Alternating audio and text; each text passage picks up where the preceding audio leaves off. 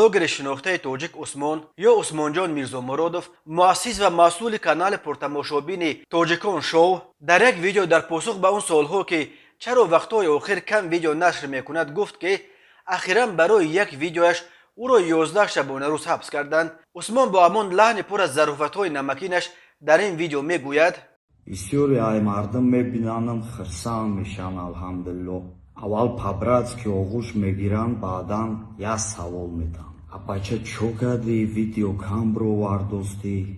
من رنگ هر وقتا یک جواب دارم. میگم отпуск دایم. روم از سیاه میکنم خیلی отпуск. سبب ویدیو کامرو واردنم حقیقت تلخه. حقیقت از زیاد یا نمیپذیرم. ویدیوی من قدر سرم آورد که خودم میدونم و خدای طوری سرم. از زدنی ویدیوشی را با طورش نصیحت کردم. گفتم در پیش بابی سامونی ما ایخی کنج مونده رقص نکرد. او مقدسات ملی مای، او رمز ملت بزرگ مای. بجای او را بران مرا بردن 11 کم کردن. خیلی سکر. کمپیری اوچم هر روز خدا پشتی دروازه رفته گی. موندگیش نیستن که بینم. من نه حقارت کردم، نه زدم، نه کشتم. خیریت خدمت چیو به قدر احساس کردم. ما پاتریوتی وطن، ما جان میتیم برای وطن. ای پشتی 4 قنگز من نیکرده وطن ما بد نمیکنم. مرا اگر یگان گلوبوی نامردی بخیل شون نبینه، میلیون مر بچه دوست میداره، حرمت میکنه و مرم هم تو. بلوگر درباره اینکه از او که به مقامات شکایت کرده است تفصیلات دیگری نداد. عثمان در ادامه صحبتش از کارمندان اندوز شکایت کرد که بالای سر او را هم گرفتند و طلب دارند که اندوز بسپارد. او در این باره گفت: 3-4 سال شد که کارمندای نالوگ خانه ما دایره زده میویم. این بنزین که بپوشید به همی تو خوردن میگرفته ایده بیده و بعده. نالوگی چیوخی ما یگان شرکت کارخانه نداشته باشیم. تا برای اخصه زنیم نالوگ میتیم. با نالوگی چیوخی من ندارم در خودای جدایی که شما نالوگ کندنی. الحمدلله نفسم در قفص های.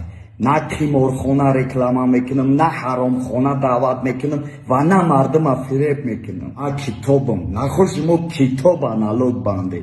ای با خدا نمیگم دستگیریم کنین. من میگم غمم نتین. به التماس زورم در دنیا نرسید دو دنیا میرسه. از صغیره کلون شدگیم. من حرمت مهربانی حلول دگی نیستم. خداوند رحمش آمده دمه ای قدر حرمت مهربانی به پایان ای سرم ریخت. من بخیل نیستم. ای دست می آمد تقسیمش میکردم. ولی من قدرت ندارم. او خودش داره.